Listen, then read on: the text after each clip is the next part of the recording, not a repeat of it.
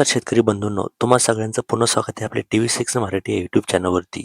आज आपण एक महत्त्वाचा विषय पाहणार आहोत. PM किसान योजनेचा 23वा हप्ता नेमका कधी येणार आणि सर्वात महत्त्वाचं म्हणजे हा हप्ता मिळवण्यासाठी तुम्हाला काय करावं लागेल, हे सगळं आपण इथे बघणार आहोत. आता 22वा हप्ता कधी आलेला होता? जर आपण मागील अपडेट पाहिली तर 22वा हप्ता मार्च महिन्यात अनेक शेतकऱ्यांच्या खात्यात जमा झालेला होता. त्यामुळे आता सगळ्यांच्या मनात एकच प्रश्न आहे, 23वा हप्ता कधी येणार? तर शेतकरी मित्रांनो, सरकारने अजून अधिकृत तारीख जाहीर केलेली नाहीये. पण मागील पॅटर्न पाहिला तर दर 4 महिन्यांनी हप्ता येतो. त्यामुळे अंदाज असा आहे की जून किंवा जुलै महिन्यात 23वा हप्ता येण्याची शक्यता आहे. पण लक्षात ठेवा, ही फक्त शक्यता आहे. फायनल तारीख सरकारच जाहीर करणार आहे. आता हप्ता थांबू शकतो.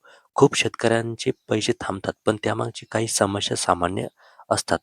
जर तुम्ही या गोष्टी जर फॉलो केल्या नाहीत, तर तुम्हाला 23वा जो हप्ता आहे ना, तो इथे भेटणार नाही. सगळ्यात पहिलं म्हणजे के-वाय-सी पूर्ण असणे. सर्वात महत्त्वाचं म्हणजे तुमची ई-के-वाय-सी पूर्ण असली पाहिजे. जर ई-के-वाय-सी केली नसेल, तर तुमचे पैसे इथे अडकू शकतात. दुसरं म्हणजे आधार बँक लिंक. तुमचं आधार कार्ड तुमच्या बँक खात्याशी लिंक असणे आवश्यक आहे. हे नसेल तर डी-बी-टी फेल होऊ शकतो. आणि तिसरं म्हणजे जमीन पडताळणी, लँड व्हेरिफिकेशन. सरकार आता जमिनीची तपासणी करत आहे. जर तुमची माहिती चुकली असेल, तर तुम्हाला लाभ इथे मिळणार नाही. आणि चौथं सगळ्यात महत्त्वाचं म्हणजे फार्मर आय-डी. शेतकरी मित्रांनो, आता एक नवीन नियम लागू झालेला आहे. फार्मर आय-डी असणे आवश्यक आहे. ही आय-डी नसल्यास पुढील हप्ते मिळण्यास अडचण येऊ शकते.